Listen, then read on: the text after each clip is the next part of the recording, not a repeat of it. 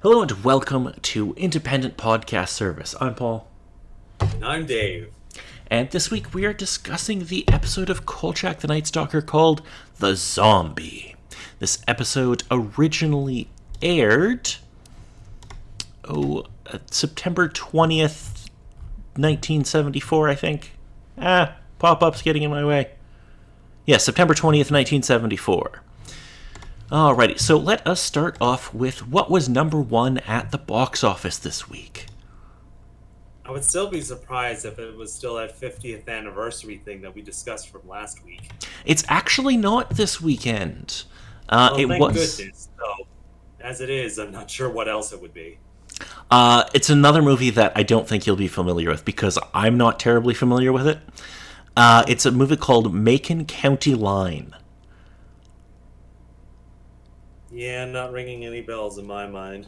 Yeah, I kind of didn't think so. It's a 1974 independent film, which was apparently in terms of cost to gross ratio, it was the most profitable film of 1974. Good for it. Well, also independent film, so understandable for that reward. Yes, I mean it looks like it was probably a fine movie.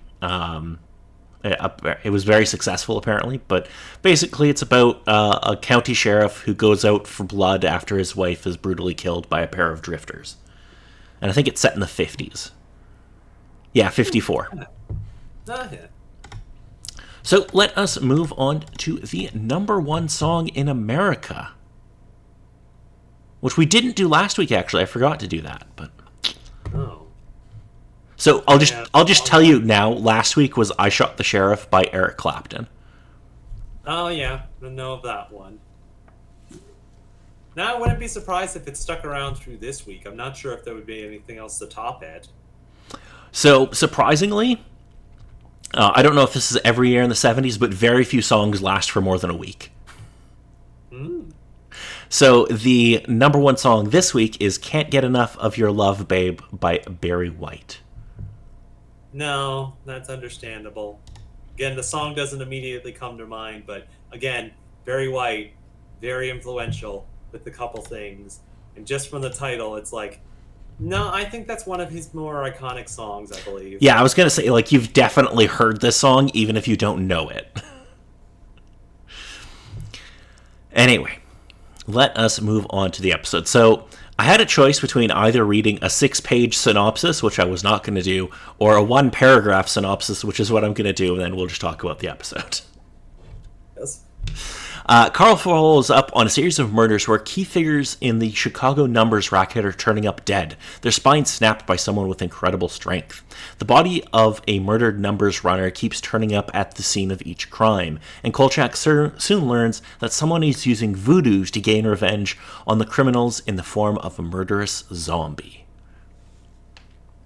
So, what did you think of this episode, Dave? I really thought it was interesting. And despite just the basic synopsis, it's still a case that they keep the basis of Kolchak is on a particular case of something that's going on.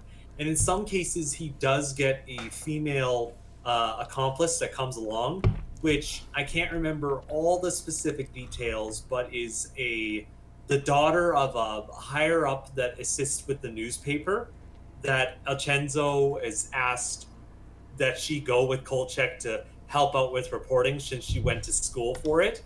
And for the short amount of time that we have her within the episode, it's interesting to see the character since she's no nonsense and is still intrigued about the story. And especially with running out in the middle of a shootout, it's like, yeah, with her camera out. Kolchak.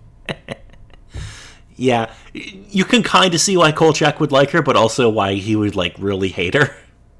No, I think the car ride, once he starts taking her there, completely explains why the heck he does not like her. Because it's pretty much a base mirror of what he is like. Except she's a bit more confrontive and talkative. Where, unless he's on the story, he's a bit more reserved and intelligible in most cases. Yeah. So I'm just going to ask because it's going to come up. did you recognize any of the guest stars in this episode? Because there's a number of people where I'm like, oh, I know that person. Oh, I know that person. Oh, I know that person. I think it's a case of I did see, especially with the credits and whatnot at the end, that there were a couple of supposed bigger names that were guest starring within the episode. But I think either just with the time or just my knowledge, I didn't exactly recognize them. Okay, I'm going to start with the most, probably the most famous, I guess, maybe. Antonio Fargas is in this. Now, you probably don't know that name, but I guarantee you've seen him in things. He's kind of one of those guys.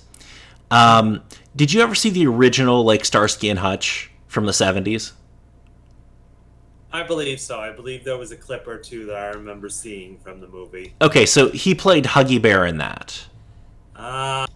In that series in the 70s, but he's been in like a million different things. I'm trying to see, like, what would you know him from? Oh, maybe nothing. Most of his work was like before we were born. Oh, he did a voice for Osmosis Jones. I don't know if you ever saw Osmosis Jones. No, I vaguely remember the title. Yeah, animated movie. Yeah. Yeah. He was in a movie that I really love called Across 110th Street, but I doubt you've seen that. Ringing a bell with that. But again, just with the additional guest starring and how all character and whatnot within this one went, it was definitely interesting, especially since it was a case of dealing with gangs and the other particular people within this episode that Kolchak gets himself into a couple situations that if he wasn't careful, it could have gone worse than it did. Yeah, so Kolchak kind of gets himself between like this black gang and like the very, very stereotypical Italian mafia. Yeah. Yeah, it's a fun episode, and like I like that they kind of do the whole voodoo zombie thing. It was interesting going that angle with it, with all the particular stuff that they showed with it, and as well as also keeping it decently tasteful. Again, just with it being on television and the fact that they probably can't show particular things like a chicken getting its head cut off. Yeah, and I have to say, like the makeup for the zombie is really good. Indeed, that was one thing I was very impressed by when it did get to that point. Yeah, the makeup for the zombie looks really cool. There's one other guest star I want to shout out because you might actually know this name. Scatman Crothers. Yes. You're familiar with this? Again,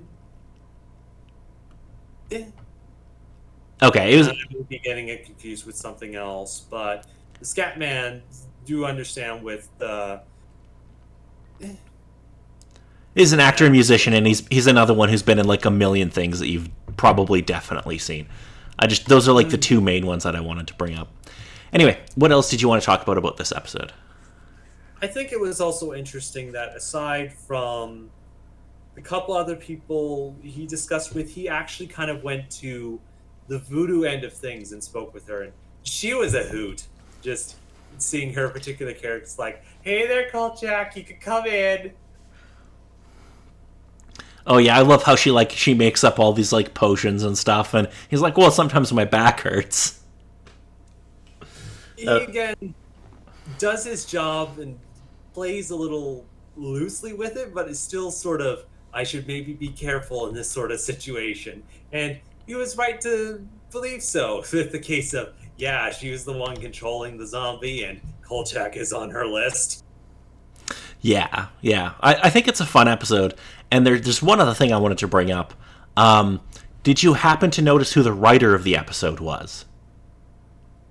Again, with the credits, I can't remember seeing. Okay. Or can't remember the name with the writer. Okay, so this episode is, I think technically it's co-written by David Chase. And I'm not sure if that name means anything to you. Okay. Because I believe I remember hearing that, but it's not exactly piecing together in the mind. Okay, so this is one of his early writing jobs. He would go on to write for shows like The Rockford Files and Alfred Hitchcock Presents and Northern Exposure, which isn't what he's known for. He's known for creating, writing, and directing a number of episodes of this little show called The Sopranos. Yeah, that pretty much makes sense with the story, that how it went and the particular things from there. Interesting. Yes, so this is one of his very early jobs in television, which I thought was interesting. And he will write a bunch more episodes of Kolchak. So yeah. Did you have anything else about this episode, Dave? I think at the very most, it was near the end of the episode where the zombie has a hit on the Italian mafia, takes most of them out, and the FEMA reporter comes with Kolchak, kind of sees the whole thing, and is kind of like, oh god, everybody dead. And Kolchak's kind of like, taxi, get her out of here, please. Yeah, he puts her, because they're in Chicago, so he puts her in a taxi to New York. Which is fantastic, because that, I can't wait, I want to know how much that cost. Oh, yes. And another particular thing within this episode, how much Kolchak lost with all the money he had to pay to get the information he needed. Just with the occupation for the gentleman, but with the... Oh, the guy who works in the morgue. Yeah. He's like a morgue attendant or something, yeah. Yeah, just shelling out all the money to him and whatnot. Yeah, I love how the morgue attendant has this little lottery that he plays every week. Jeez. That's fantastic. That's great. I think the also close up to that was after his running with the zombie and going back to the office, he speaks with Vincenzo, who's on the phone with the daughter's parent and whatnot. And he's like, oh god, where the heck is she? And it's like, oh, she's on a taxi to New York. And it's like, tell him. It's like, that's where he's going. It's like, it's good? You didn't want her there anyway? Well, you don't want her there. It's like, well, at least everything turned out okay. Though Vincenzo most likely needs several weeks of therapy. I do love their relationship where they're constantly angry at each other, but you can tell they're still friends. Yeah, it's good stuff. Kolchak is good at his job. He is, yeah. The jobs he ends up with are just this strange. Yes, they are. So let's talk about the next case he's going to have.